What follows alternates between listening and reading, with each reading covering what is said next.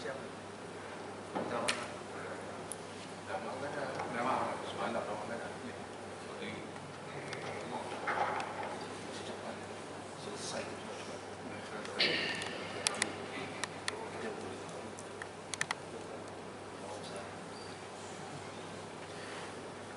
بالله من الشيطان الرجيم. بسم الله الرحمن الرحيم. الحمد لله رب العالمين، والصلاة والسلام على أشرف المرسلين وعلى آله وصحبه ومن تبعهم بإحسان إلى يوم الدين. سبحانك لا علم لنا إلا ما علمتنا إنك أنت العليم الحكيم، ولا حول ولا قوة إلا بالله العلي العظيم. رب اشرح لي صدري ويسر لي أمري واحلل عقدة من لساني يفقهوا قولي. رب زدنا علما وارزقنا فهما. أما بعد، السلام عليكم ورحمة الله وبركاته. Apa khabar? Sehat?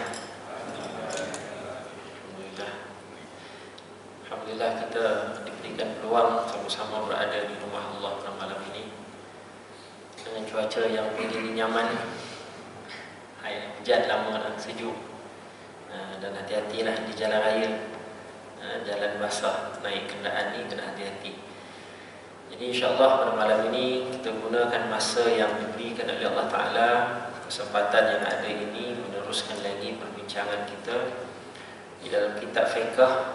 Kita berada pada bab taharah ataupun kitab taharah, membincangkan tentang kesucian sesuatu bekas dan penggunaannya. Sebelum ni kita ada bincang berkenaan dengan najis, jenis-jenis najis, dan ada najis-najis yang dikecualikan ataupun disebut sebagai al-ma'fu anhu, yang dimaafkan, najis yang dimaafkan. Sekarang ini pengarang kitab membawa kita kepada satu perbincangan yang baru, masih lagi di dalam bab kitab taharah, tetapi ada fasal yang baru, perbincangan yang baru, iaitu kesucian sesuatu bekas dan penggunaannya. Hari ini kita banyak menggunakan bekas-bekas khususnya untuk makan, minum. Jadi pada malam ini kita akan melihat ada bekas yang diharuskan, ada bekas yang tidak diharuskan untuk kita guna. Kataan bekas ini pada dalam bahasa Arab ini disebut sebagai al-awani, bukan istru awani, al-awani, ataupun mufradnya aniyah, iaitu maksudnya mangkuk yang digunakan untuk meletakkan makanan ataupun minuman. Awani, al-awani. Bekas yang diperbuat dari bahan yang bersih adalah suci dan harus digunakan untuk bersuci dan sebagainya. Jadi bukan setakat suci itu, air itu saja suci untuk kita gunakan untuk taharah, tetapi bekas yang digunakan itu juga ada peranannya ketika kita nak gunakan sesuatu, khususnya untuk taharah ataupun untuk makan minum. Jadi sama ada ia diperbuat daripada batu, kayu, logam atau kulit yang suci, sekalipun ia diperbuat dari bahan galian berharga seperti batu kristal, permata fairuz, yakut, akik dan zamrud. Maksudnya kalaulah bahan buat pada bekas tersebut yang mahal-mahal sekalipun, okey, tak ada masalah, kita boleh guna. Pakai pinggan, harga satu pinggan tu RM1,000 contoh, yang mana nampak macam kaca jatuh tak pecah-pecah, kalau ada lah kan, yang mahal kan, okey, tak ada masalah, boleh guna. Yang penting bahan itu suci, bersih. Ini kerana tiada sebarang larangan dan dalam menggunakan bahan-bahan tersebut selagi ianya tidak mengandungi unsur-unsur pembaziran dan bermegah-megah. Maksudnya sebab tidak ada nas yang melarang. Yang ada nas larang adalah bekas yang diperbuat daripada emas dan perak. Ini tak boleh. Tak boleh guna mangkuk yang dibuat daripada emas, tak boleh guna. Kan? Walaupun ada bekas lain yang lebih mahal daripada bekas yang diperbuat daripada emas, boleh guna. Sebab apa? Sebab tak ada nas yang melarang. Jadi ini menunjukkan bahawa kita umat Islam, segala tingkah laku kita boleh ataupun tak boleh buat sesuatu perkara bukan berdasarkan logik akal kita saja, bukan rasa sedap hati kita saja, tapi kita berpandukan nas-nas syariat, Al-Quran ataupun As-Sunnah. Yang Nabi kata boleh buat, kita buat. Yang mana kata tak boleh buat, kita tak buat. Jadi kalau nak dibandingkan, kalau kata bekas yang diperbuat daripada permata dan sebagainya, mungkin harganya lagi mahal daripada bekas yang diperbuat daripada emas. Tapi sebab tak ada nas yang melarang, maka boleh, tak ada masalah. Cuma dia punya illah dia, dia punya syarat dia tidak ada unsur-unsur pembaziran dan bermegah-megah. Maksudnya dengan kita guna satu pinggan yang berharga 1,000 tu, membuatkan kita jadi orang yang riak, bermegah-megah makan depan orang tu, memang niat dia semata-mata nak menunjuk. Jadi ini menjadi faktor yang mendorong kepada tak boleh guna. Kalau dia makan seorang-seorang, tak ada siapa tahu kan, dia memang rasa puas hati. Kalau makan dengan pinggan yang harga 1,000 tu, dia rasa puas hati, tak ada masalah makan dengan orang. Orang lain tak kenal, tengok tu nampak macam biasa je, tapi dia tahu nilai tu 1,000, so tak ada masalah.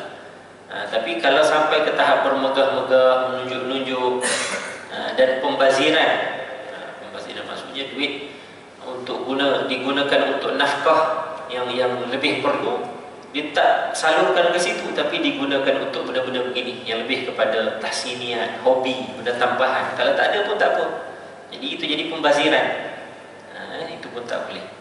Dikecualikan dari bahan-bahan tersebut ialah emas, perak, sekalipun ia adalah bahan yang suci murni. Kan? Maksudnya yang lain semua boleh. Yang tak bolehnya adalah emas, perak. Walaupun dari sudut fizikalnya emas, perak itu bersih, dia bukan ada najis, bersih. Tapi tidak boleh sebab apa? Sebab ada nas. Jadi sekali lagi kita kata, dalam panduan fiqh ni, hukum hakam ini, kita lebih angkat, kita lebih tinggikan adalah nas. Ada dalil, ada suruhan, on. Kalau tak ada, maka kita senyap, kita tak boleh nak buat apa-apa. Okay? Jadi sumber kepada hukum hakam itu adalah nas Al-Quran dan juga As-Sunnah. Harus berjual beli bekas yang terbuat daripada unsur emas dan perak, tetapi haram memakai dan menggunakannya. Yang tak boleh itu hanya disebut menggunakan, isti'mal, ataupun kita memakai al-akhdhu. Kalau kata bekas diperbuat daripada emas tadi itu, untuk letak makanan, diguna untuk letak makanan, itu yang tak boleh. Tapi kalau orang Islam, dia yang menjual mangkuk tu, dia tak guna pun untuk guna seharian, tapi dia jual, so boleh hukum dia, harus. Tapi untuk menggunakan tak boleh.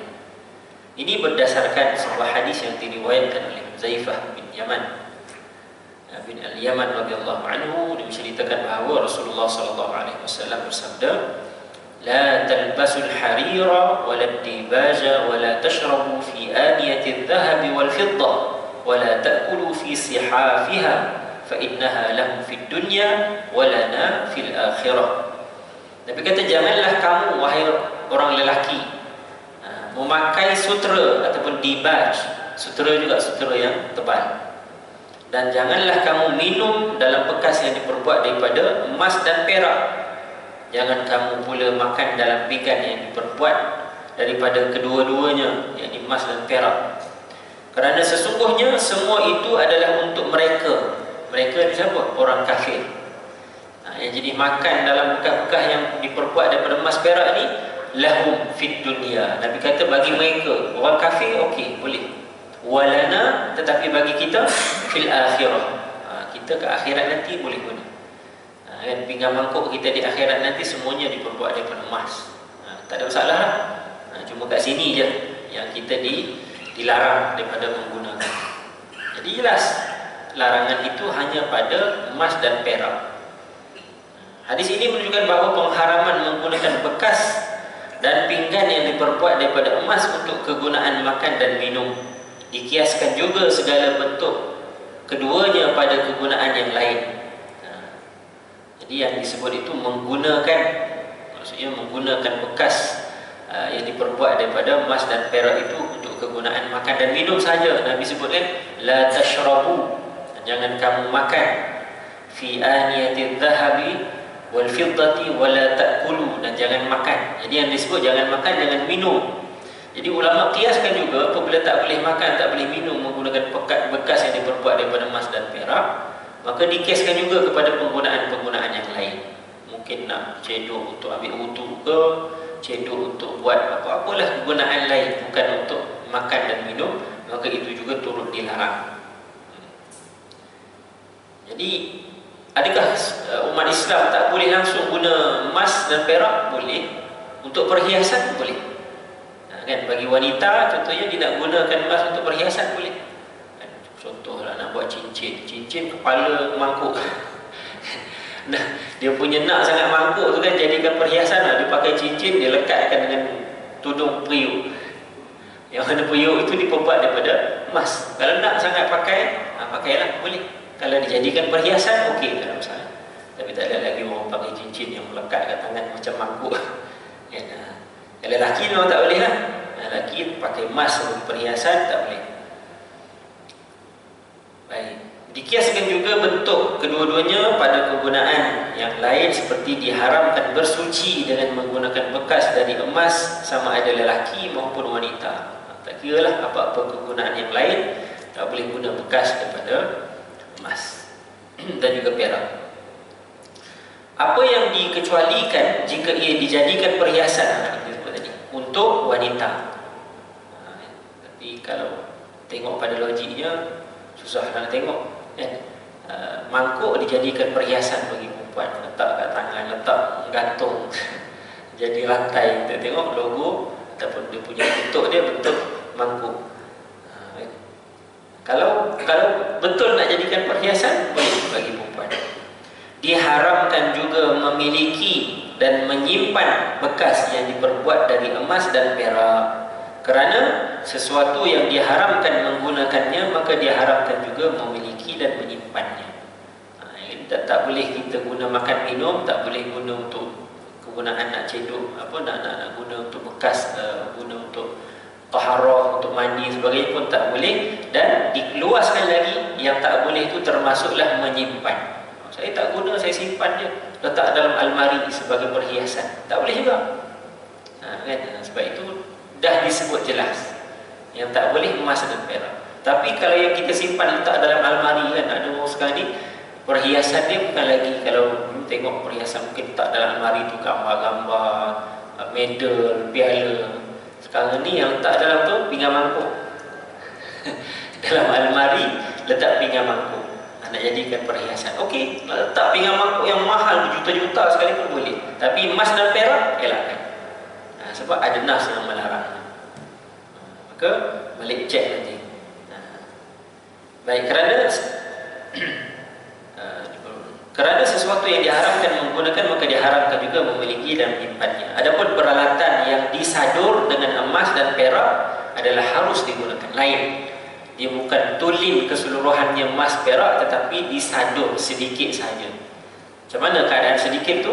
Sekiranya dipanaskan di atas api, ia tidak memberi apa-apa kesan, kerana ketahanan emas dan perak itu yang tidak berbekas. Maksudnya kalau kita bakar dekat atas api, maka kita tak nampak sangat kesan emas tu dia berkumpul jadi seketul emas yang besar, kan? Tak. Biasa orang nak proses, nak asingkan antara emas dengan benda-benda lain ni, dibakar. Jadi apabila satu bekas, mungkin kuali ke bekas makanan ke, dia disadur dengan emas atau perak, bila kita bakar dia berpisah. Yang berpisah tu tak nampak sangat kesan dia tu, sikit sangat. Maka itu diharuskan, tak ada masalah. Mungkin nampak warnanya macam keemasan, rupanya itu warna je, kan? Ataupun disadur saja dengan warna emas, maka itu diharuskan. Bukan emas tulen ataupun emas sepenuhnya. Sini Dr. Hatidah kata kebiasaan yang digunakan oleh masyarakat ialah gigi emas ataupun perak yang disadur dengan kedua bahan tersebut. Ini kerana kualiti kedua bahan tersebut sememangnya diperakui ketahanannya.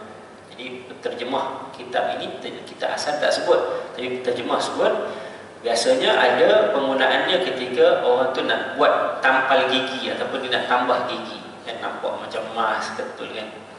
Kan tengok-tengok bukan emas sepenuhnya, tapi dia sadur supaya kalaulah bukan tidak disadur dengan emas, mungkin ada kesan kepada kesihatan gigi dia.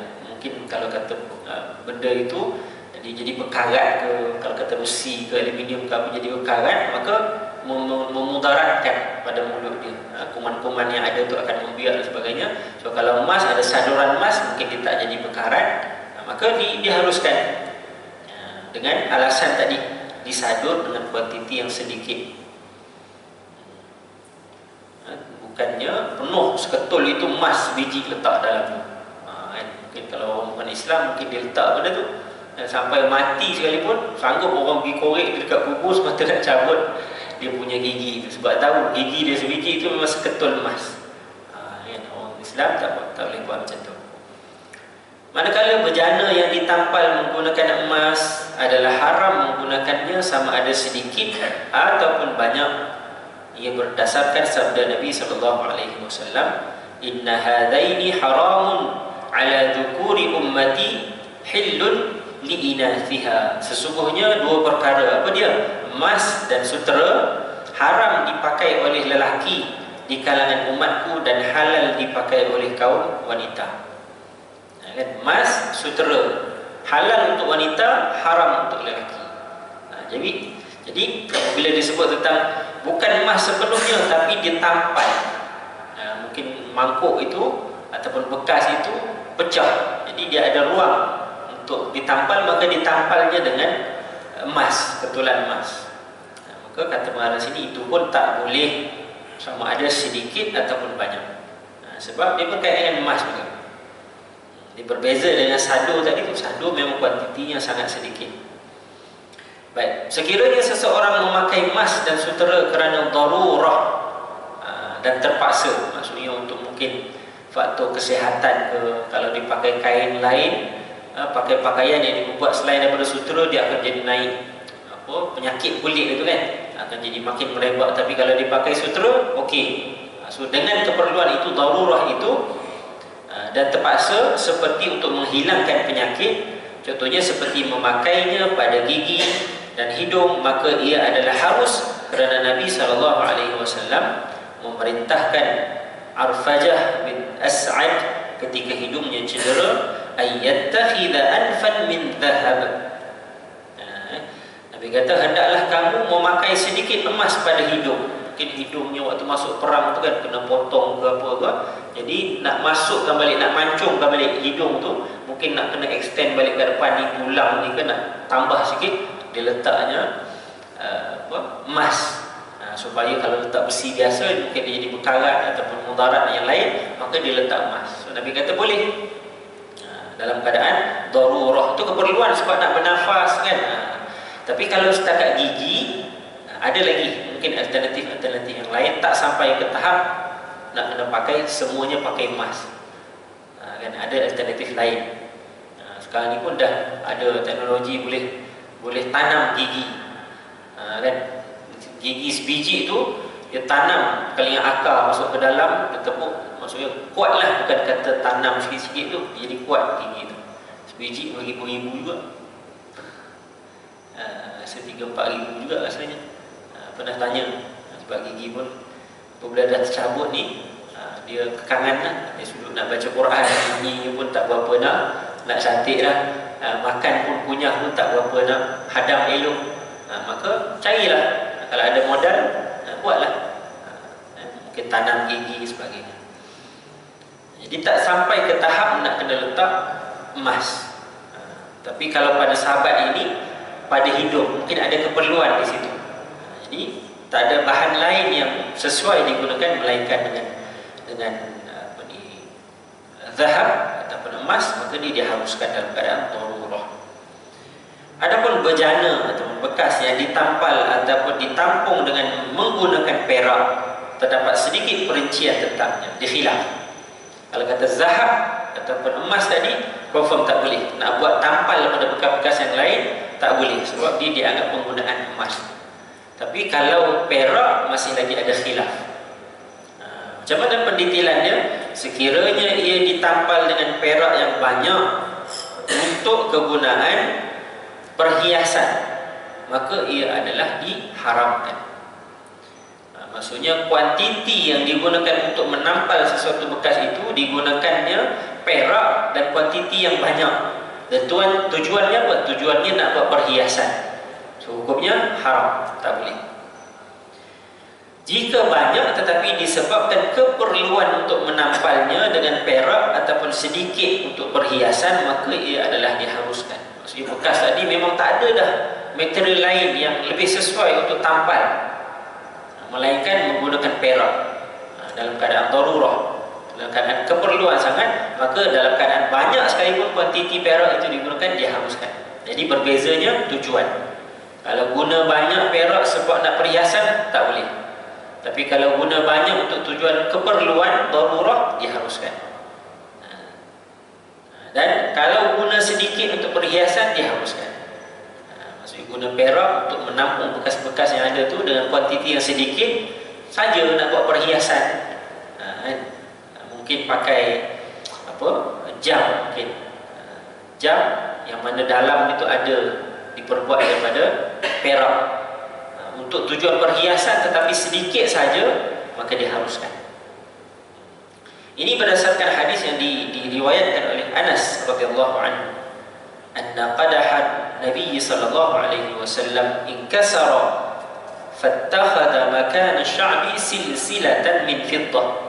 Sesungguhnya mangkuk Rasulullah sallallahu alaihi wasallam telah pecah, lalu baginda menampung tempat yang retak ataupun pecah itu dengan menggunakan dawai yang diperbuat daripada perak.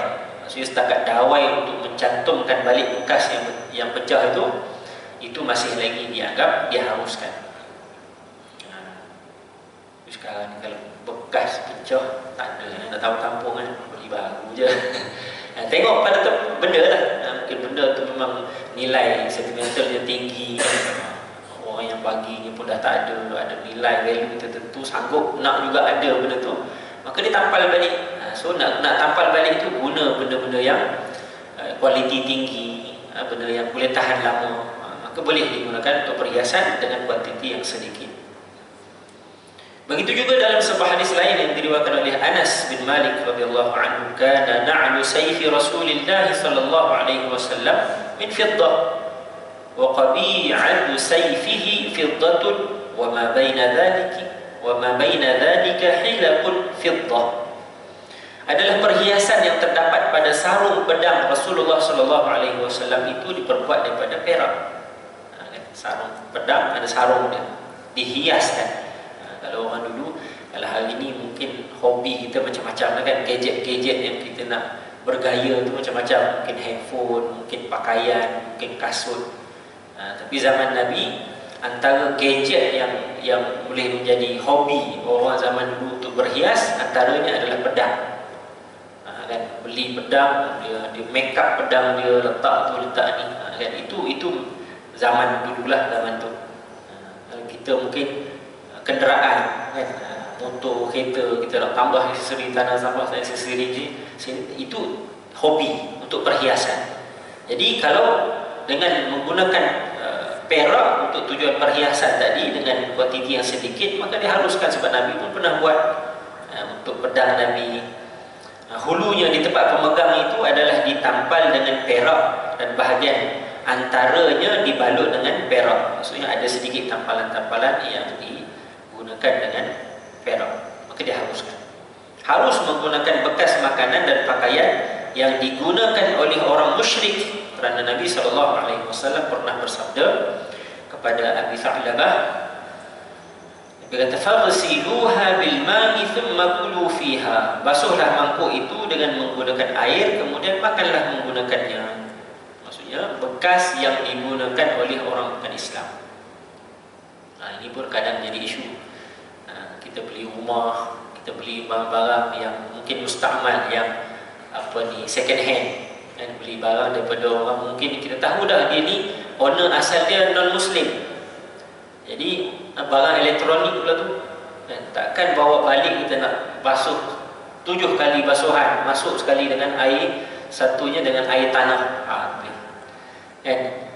Barang elektronik ini disimbah pula dengan air, elok-elok beli yang elok jadi rosak. Jadi Nabi beri dah penjelasan, boleh guna bekas yang digunakan oleh orang musyrik, maksudnya orang yang bukan Islam. Ada tak ke barang kalian dia guna untuk makan benda-benda yang haram? Ada. Tapi adakah kita yakin dia makan menggunakan bekas tersebut? Kalau tak yakin, maka tak ada masalah kita guna kaedah ni. Nabi kata basuh dengan air, maka gunalah. Kan? Mungkin sudu. Kita tengok ni kedai ni mungkin kedai non-Muslim ataupun kedai yang ada juga non-Muslim datang makan kat situ. Ini dah datang was-was. Kan? Tapi yang seeloknya kita elakkanlah. Seeloknya carilah tempat-tempat yang boleh menenangkan hati kita, yang mana memang diasingkan mungkin pinggan mangkuk yang Muslim punya makanan, yang non-Muslim punya makanan, boleh, sistem tu boleh dibuat. Tapi nak katanya kalau kata tak ada pemisahan tu, kita tak boleh nak bezakan, maka guna kaedah yang umum.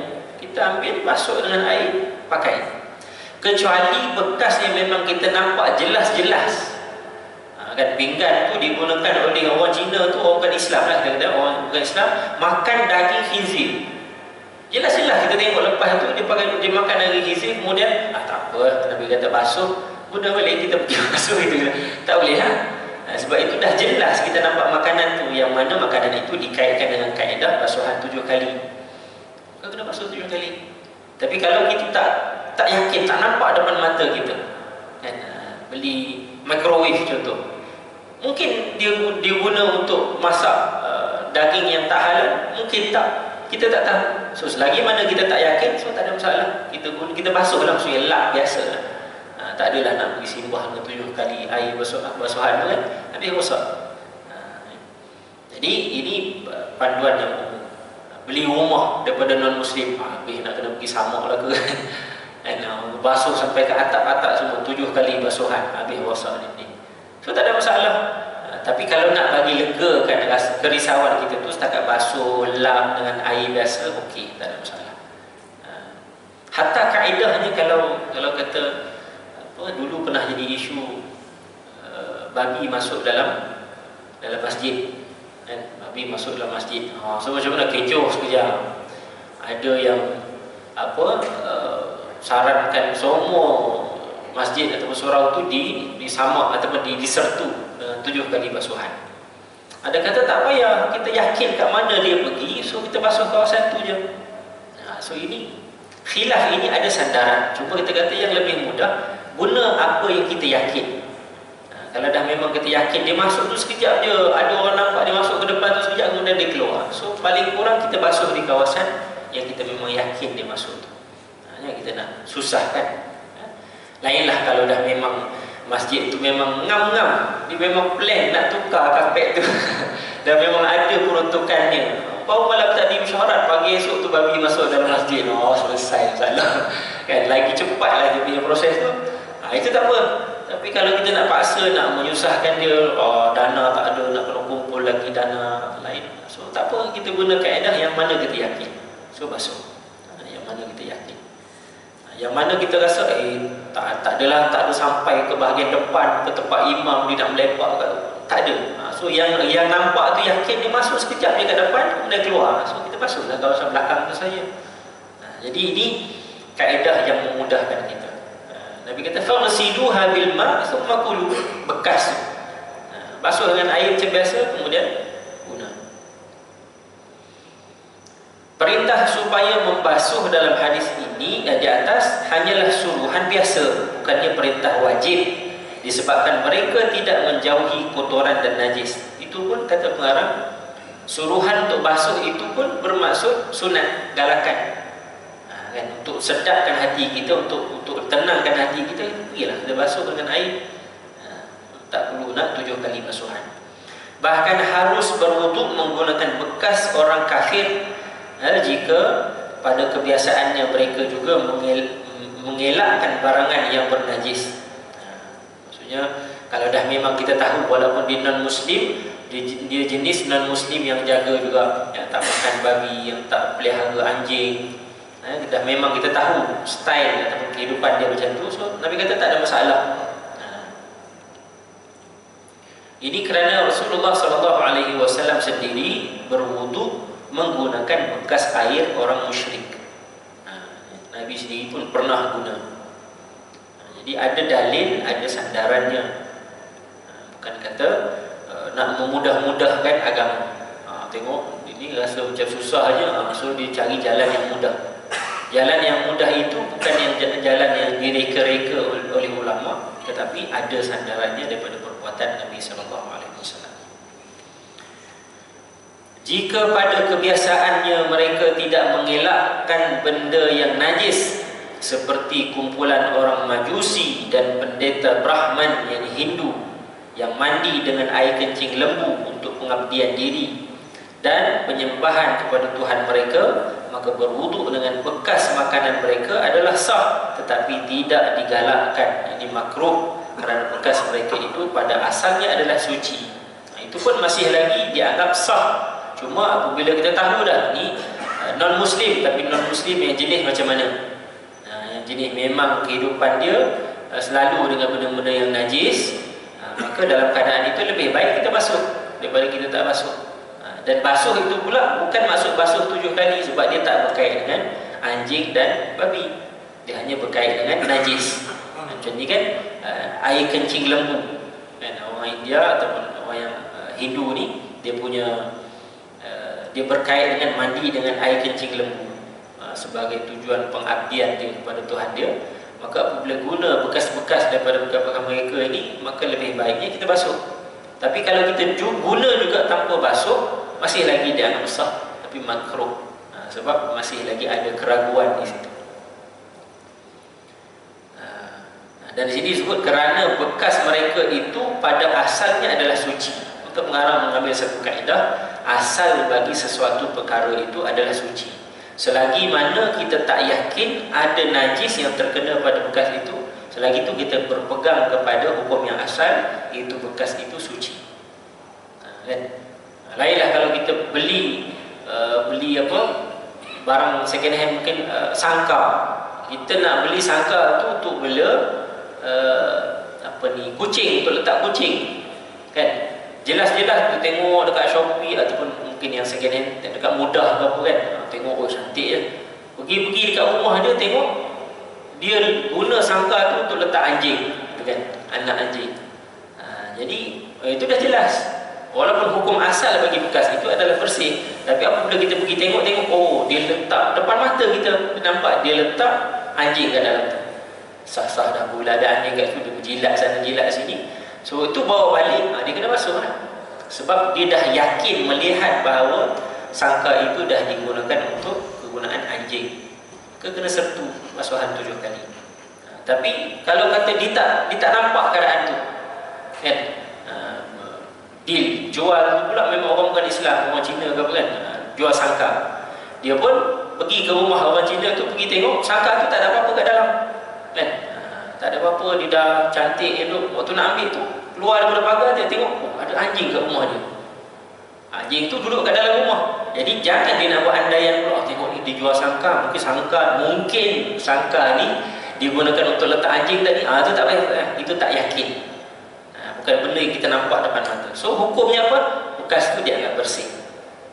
So itu dari sudut fiqh, kita kena cari site yang kita yakin. Baik, itu habis perbincangan tentang bekas. Fasal yang seterusnya adalah berkenaan dengan istinja dan adab-adabnya. Ya.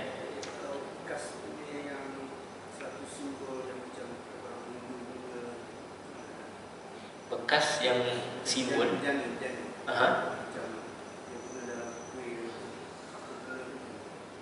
Macam mana saya sebut? Satu bekas itu menjadi simbol ibadatnya. Okey. Bekas mungkin umum lah, maksudnya kita menggunakan bekas, yang mana bekas itu mungkin bentuk dia, mungkin logo yang ada pada bekas itu menjadi satu bahan yang dikaitkan dengan ibadah, dengan ibadah sesuatu agama yang lain selain daripada agama Islam. Yang ni jelas ataupun umumnya perlu dielakkan. Bukan sebab benda tu najis ke apa, tapi sebab dia menyerupai agama lain. Kan?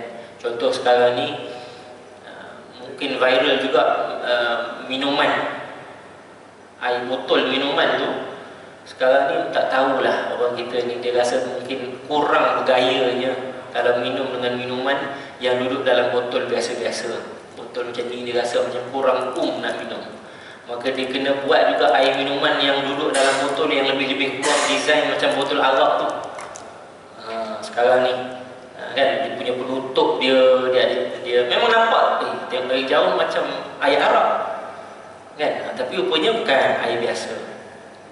Jadi itu pun satu benda yang para ulama kita kata elok dielakkan. Bukan sebab benda tu najis, sebab dia arak atau apa tak, bukan tak macam tak sama macam kita minum arak, tapi disebabkan penyediaan bahan itu menyerupai minuman-minuman orang bukan Islam, minuman-minuman orang yang menyembah selain daripada Allah Ta'ala, maka digunakan dalil man tashabbaha biqaumin fahuwa minhum.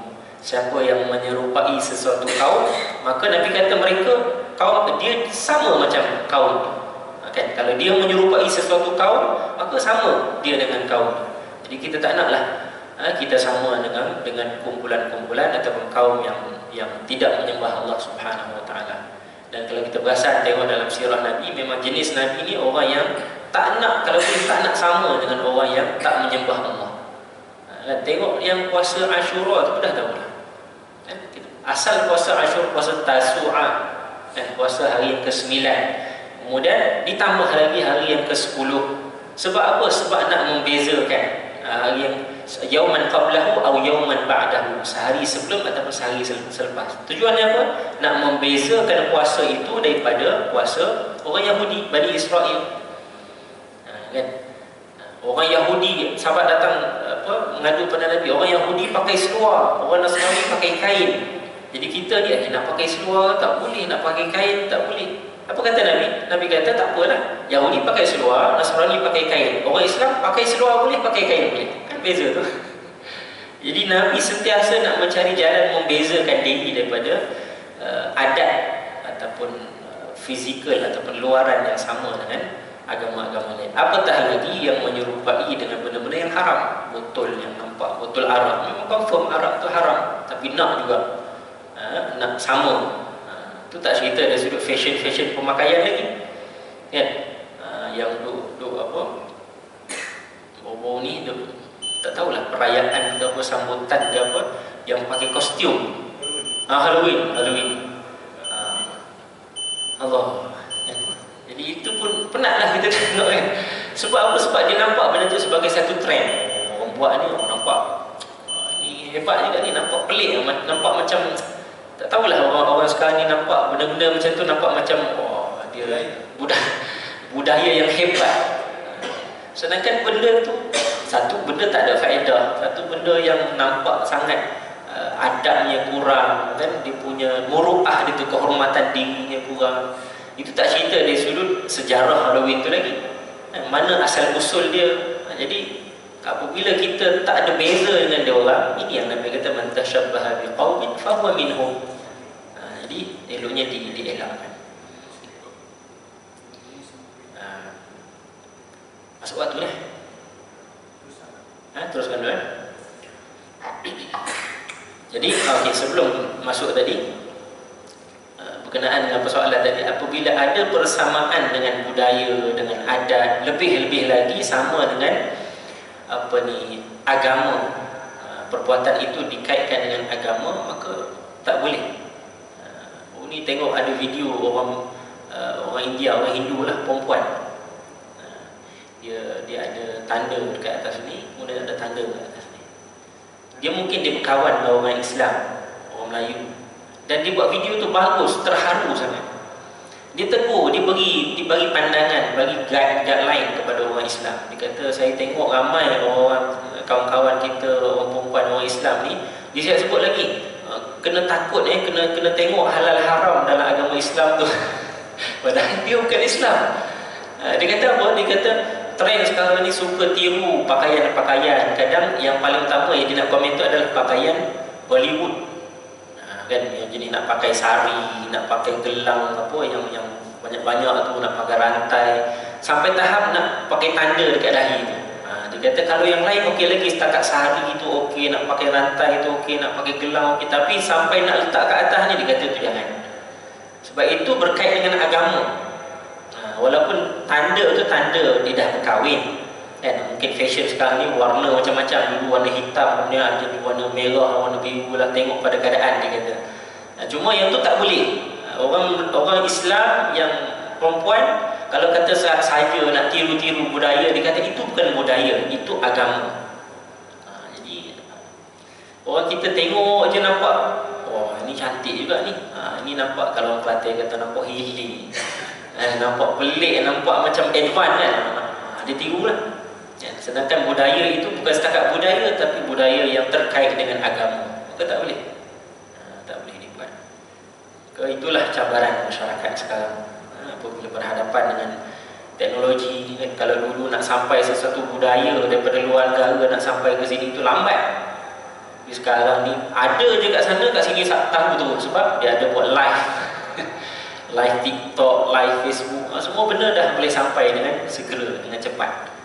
Jadi benteng yang paling ampuh, yang paling kuat sekarang ni bukan lagi pemerintah, bukan lagi mak bapak, bukan lagi ketua kampung, tapi iman yang ada di hati masing-masing. Jadi peranan ibu bapa, peranan para alim ulama memberi kefahaman tentang kepentingan kita memegang betul-betul agama Islam, akidah Islam kan, supaya kita rasa megah. Sayyidina Umar kata apa? Nahnu qaumun a'azzanallahu bihil Islam. Kita ni satu kaum yang kita dimegahkan, maksud kita ni ada nama di sisi masyarakat sebabkan Islam. Kita ni agung, kita ni mulia disebabkan ada Islam. Kalau tak ada Islam, kita ni tak ada level mana pun. Jadi kita kena rasa megah dengan agama kita. Mungkin perasaan ini perlu ditanam di kalangan masyarakat. Pemuda-pemuda kan, beliau-beliau orang muda ni kadang dia nak mencuba tu kan, mengatasi benda-benda ni. Dia nak datangkan personality yang luar, ikon-ikon yang hebat, sedangkan orang tu bukan Islam. Tapi para alim ulama yang dah macam-macam cerita hebat-hebat ni, dia orang tak nak cari pun kan? Dia orang tak nak megahkan, dia orang tak nak angkat para alim ulama ni. Tapi yang mereka nampak adalah ikon-ikon, artis-artis kan? Apa yang artis buat itulah betul kan? Apa yang para alim ulama buat tak semestinya betul lagi kan? Jadi ini benda yang mungkin satu ujian lah untuk kita hari ini. Allah alam, saya kira setakat itu dulu. Masuk pada bab istinja dan adab-adab ni mungkin panjang sikit lah. Ada apa-apa soalan lagi selain itu? Tanya kan? Wallahu a'lam. Qawli hadha astaghfirullah azim wa lakum wa lisa'il muslimin wal muslimat. Astaghfirullah azim, astaghfirullah azim, astaghfirullah azim. Bismillahirrahmanirrahim. Alhamdulillah rabbil alamin. Wassalatu wassalamu ala asyrafil mursalin wa ala alihi wa sahbihi ajma'in. Allahumma 'allimna ma yanfa'una wanfa'na bima 'allamtana. ربنا زدنا علما وارزقنا فهما. وصلى الله على نبينا محمد وعلى آله وصحبه